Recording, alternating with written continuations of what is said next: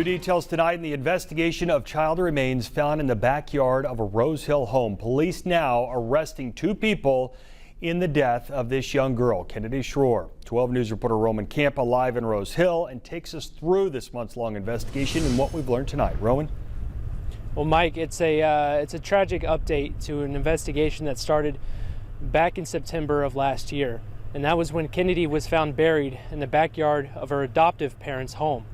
Now, investigators believe that Kennedy died in November of 2020, and that's when she would have been 6 years old. I spoke to Rose Hill's chief of police, who says that this investigation got started when someone called Butler County.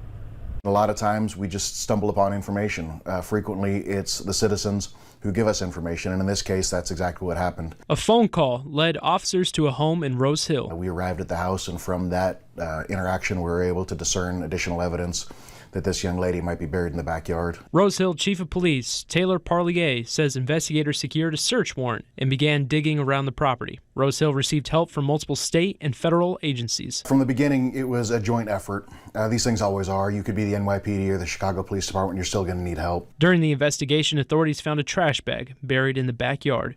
Inside were the remains of Kennedy Schroer. Her death ruled a homicide. The autopsy report found Kennedy's death was likely suffocation, leading to the arrests of Kennedy's adoptive parents. Based on the evidence that we found over the last approximate 5 months, we believe that there is sufficient evidence to charge Christina and Joseph Schroer. Both parents were taken into custody on counts of child abuse and torture. Christina Schroer is facing 1 count of first-degree murder. Chief Parlier says cases like this take time before arrests can be made. There are many people that are understandably upset at us that we didn't take action sooner. A lot of people think that because they already know or they believe that we should have arrested somebody on the first day this occurred. But we wanted to make sure that we gave it the due diligence and that everybody has their day in court.